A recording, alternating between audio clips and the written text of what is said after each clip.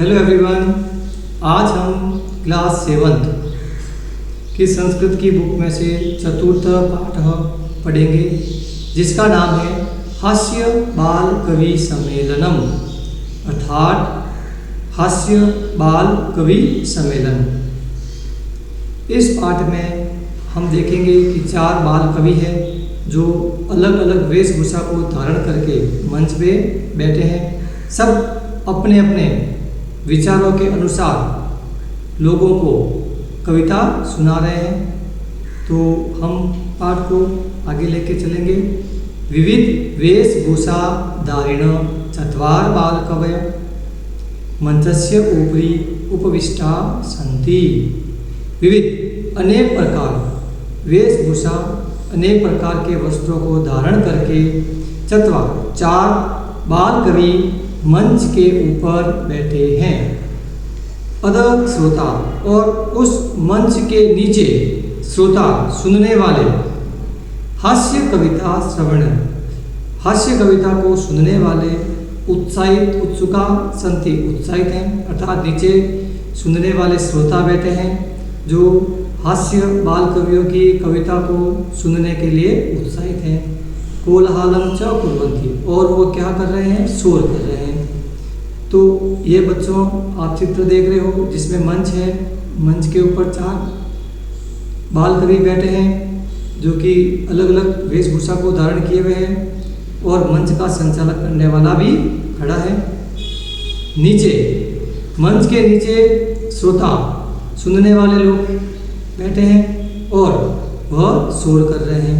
तभी कार्यक्रम शुरू होता है और मंच का संचालन करने वाला व्यक्ति श्रोताओं को कहता है, संचालक कहता है, अलम कोलाहलेन, शोर मत करो, अद्य परम हर्षस्य अवसर, आज बड़े हर्ष का, खुशी का अवसर है।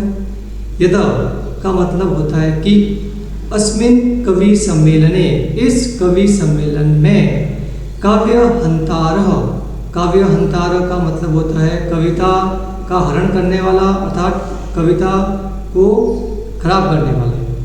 काल्यास पाकश्च, काल्यापकाश्च, इसका मतलब होता है समय को बर्बाद करने वाले। भारत के हास्य विदुर धुरंधरा समागत संति, भारत के जो सर्वश्रेष्ठ कवि हैं, बाल कवि हैं, वो हमारे सामने उपस्थित हैं, आए हुए हैं। एहि कर्तल ध्वनिना वयम एतेषां स्वागतम कुर्मः, आज हम सभी इनका तालियां बजाकर स्वागत करेंगे। तो संचालक के माध्यम से और श्रोता के माध्यम से ताली बजाकर उन कवियों का स्वागत किया जाता है। तो उसके बाद सबसे पहला कवि आता है जिसका नाम है गजाधर। वो मंच पे आता है, क्या कहता है, सर्वे व्यो और रसिके व्यो नमो नमो। सर्वे व्यो, सभी, और रसिके व्यो, और रसिके व्यो का मतलब वो सभी निरस व्यक्तियों को नमो नमो, नमस्कार। निरस का मतलब होता है जिससे कि व्यक्ति जो नीचे श्रोता बैठे हैं वो बोलते हैं तो उनको सुनने में किसी प्रकार के आनंद की अनुभूति नहीं होती है, तो सभी को नमस्कार कहता है कि सभी निरस व्यक्तियों को नमस्कार। प्रथम तावद अहम आधुनिक वैद्यम, सबसे पहले, प्रथम तावद का मतलब होता है सबसे पहले मैं। आधुनिक का मतलब आधुनिक, वैद्य का मतलब वैद्य। आज मैं सबसे पहले आधुनिक जो वैद्य होते हैं उन वैद्यों की उद्देश्य, उन वैद्य लोगों के उद्देश्य या लक्ष्य को स्वीकार करते हुए काव्यम श्राव्यामी, कविता को कहता हूँ, अपनी कविता को कहता हूँ। क्या कहेगा, वैद्यराज नमस्तुभ्यम यमराज सहोदर, यमस्तु हरति प्राणान वैद्य प्राणान धनानि च। आपको सुनना बच्चों, वैद्यराज नमस्तभ्यम यमराज सहोदर यमस्तु हरित प्राणान वैद्य प्राणान दनानि च। वैद्यराज के बारे में बताया गया है जो हमारा इलाज करते हैं, उपचार करते हैं, उनके बारे में। तो कवि क्या कहता है, हे वैद्यराज नमस्तभ्यम, आपको नमस्कार। यमराज सहोदर, यमराज, आप यमराज के भाई हैं, अर्थात यमराज के भाई वैद्यराज आपको नमस्कार। यमस्तु हरति प्राणान, कि यमराज जी तो केवल प्राणों को हरते हैं। यमराज जी क्या करते हैं, प्राणों को हर लेते हैं। वैद्य, लेकिन आप जो यमराज जी के भाई हैं, आप प्राणान धनानि च, आप प्राण के साथ साथ धन का भी हरण कर लेते हैं, अर्थात आप लोगों के प्राण को बचाते हैं लेकिन धन का हरण कर लेते हैं। इस कविता को सुन करके सर्वे उच्चे हसंती, सभी लोग ऊंचे स्वर में हंसते हैं। फिर दूसरा कवि आता है कालांतक। वो क्या कह रहा है, अरे वैद्यास्तु सर्वत्र परंतु, वो कहता है अरे वैद्यराज जी तो सभी जगह मिल जाएंगे। वैद्य का मतलब होता है इलाज करने वाला व्यक्ति, डॉक्टर, सभी जगह मिल जाएगा। परंतु न ते मादृश कुशला जनसंख्या निवारणे, लेकिन मेरे जैसा जनसंख्या निवारण करने वाला व्यक्ति कहीं नहीं मिलेगा। ममापि काव्यम इदम श्रीवंतु भवंत, मेरे इस काव्य को भी आप सभी लोग सुने। अब कालांतक क्या कहता है, चिताम प्रज्वलिता दृष्ट्वा वैद्यो विस्मयागता न गतो न मे भ्राता कस्येद हस्तलालो।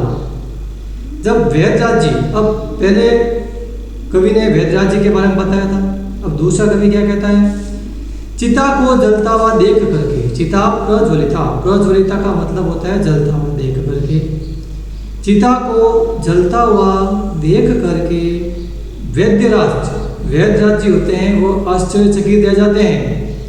वो क्या कहते हैं, न गतो ना तो मैं मरा, न मैं भ्राता, और ना ही मेरे भाई यमराज जी मरे। कस्येदम हस्त लागो, ये कैसी हाथ की सफाई है। कहने का मतलब है, ये कहना चाहता है कि वैद्यराज जी तो प्राणों को बचाते हैं, लेकिन इसमें वैद्यराज जी जब व्यक्ति मर जाता है तो उसकी चिता जल जाती है, तब वो वैद्यराज जी कहते हैं ना तो मैंने इसको मारा है, ना मेरे भाई यमराज ने इसको मारा है। तो ये किस व्यक्ति के हाथ की सफाई है। सर्वे पुनः हसंती, सभी जना लोग पुनः दोबारा हंसते हैं। उसके बाद में हम चलेंगे तीसरे के पास, तुंदिल तोंद वाला व्यक्ति वह आता है। तुंदस्य ऊपरी हस्तम अवतर्य, मोटा व्यक्ति आता है, वो अपने पेट के ऊपर हाथ फेरते हुए कहता है, तुंदिलो अहम भो, अरे मैं पेटू महाराज हूँ, खाने वाला व्यक्ति हूँ, तुंदिल हूँ। ममापि इदम काव्यम श्रूयताम, मेरे द्वारा कहे हुए काव्य को भी सुनो। जीवने धार्यत च, और अपने जीवन में हमेशा इस काव्य को धारण करते हुए रहना। क्या कह रहा है वो, परा अन्न प्राप्य दुर्बुद्धे माँ शरीरे दया गुरु। अब ये कह रहा है परा अन्न। परा अन्न का मतलब होता है दूसरों के द्वारा दिए गए अन्न को प्राप्त करना चाहिए। दुर्बुद्धि, जो व्यक्ति दूसरों के अन्न को छीन कर या जबरदस्ती नहीं खाता है, उसके लिए दुर्बुद्धि शब्द का प्रयोग किया गया है। माँ मत करो, शरीर पे दया करो, शरीर पर दया मत करो। ये कह रहा है कि हे दुर्बुद्धि, परा अन्न प्राप्त, दूसरों के द्वारा दिए गए अन्न को प्राप्त करो। जो अन्न फ्री में प्राप्त होता है उसको सबसे पहले ग्रहण करो। माँ शरीरे दया करो, अपने शरीर पर किसी प्रकार की दया मत करो, अपने शरीर के बारे में मत सोचो। केवल दूसरों के द्वारा दिए गए खाने के बारे में, अनाज के बारे में सोचा करो। परा अन्न दुर्लभ, कि इस संसार में दुर्लभ धन, सबसे दुर्लभ धन क्या है? दूसरों का अन्न प्राप्त करना। दूसरों से क्या प्राप्त करना? अन्न, वो भी छीन करके जबरदस्ती प्राप्त करना।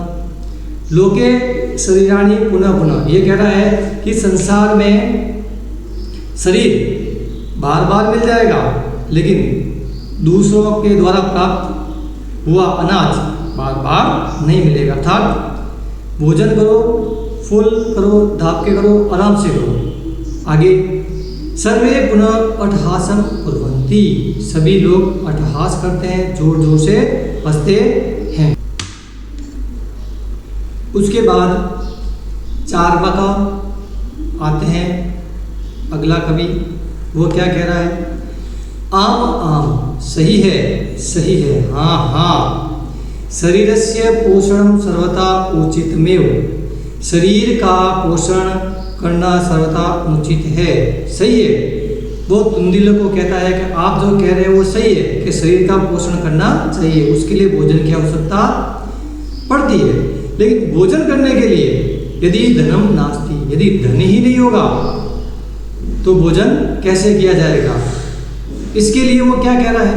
तदा ऋणम कृत्वा अपि पौष्टिक पदार्थम एवं भोक्तव्यम, वो कह रहा है कि हमें अपने ऊपर कर्ज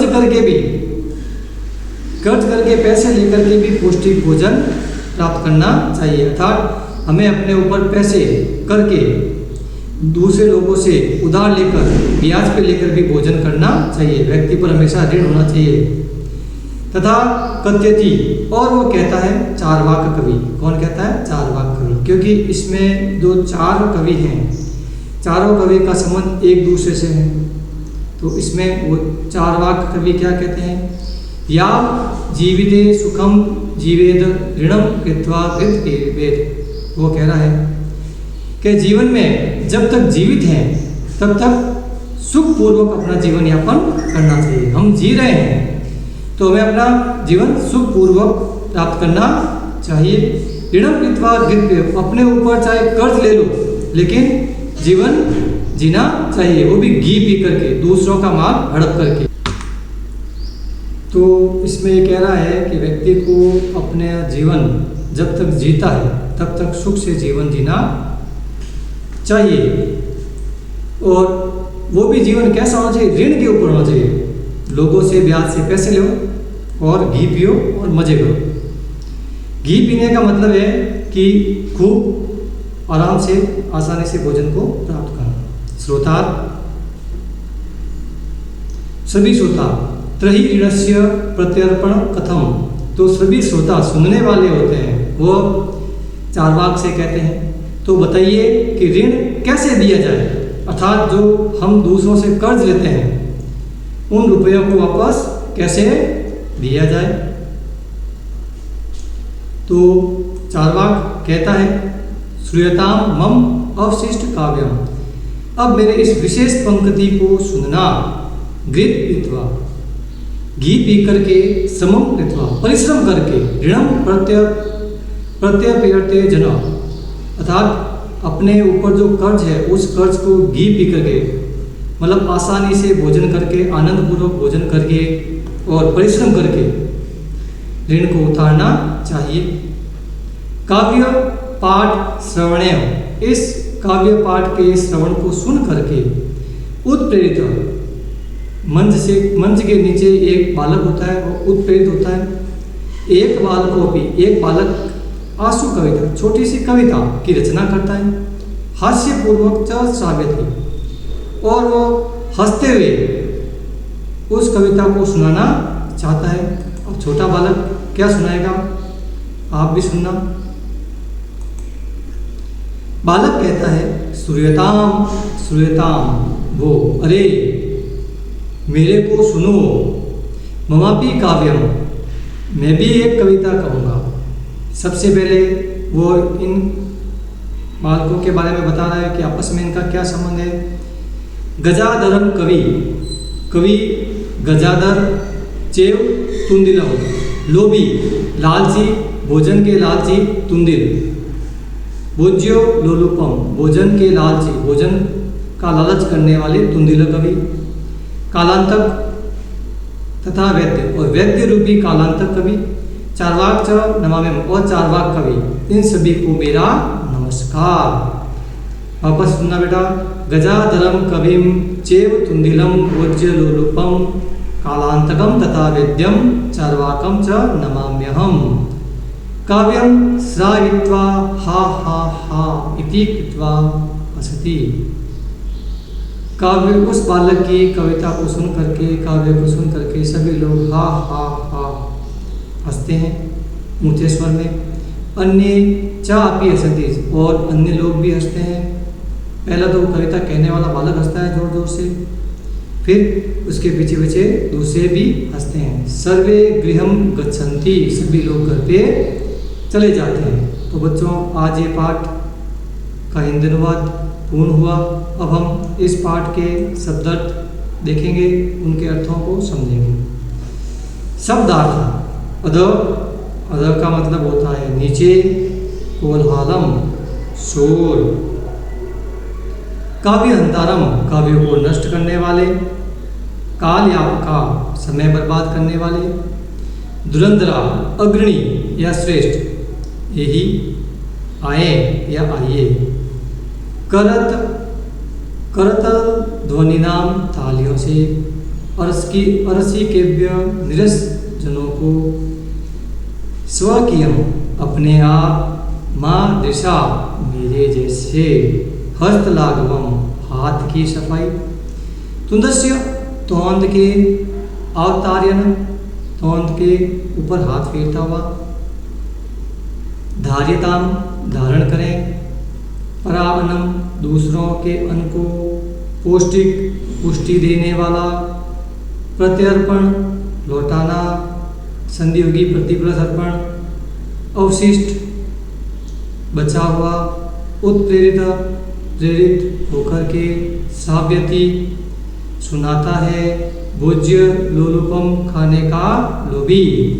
तो बच्चों, आज हमने यह पाठ पूर्ण रूप से पढ़ लिया है, आपको समझ में भी आ जाएगा। तो आज हमने जो ये 7th क्लास है, इसका चौथा पाठ हास्य कवि सम्मेलन, और ये भी कवि कैसा है, बालक रूपी कवियों का सम्मेलन। तो आपको समझ में आसानी से आएगा, यही आशा करता हूँ। धन्यवाद।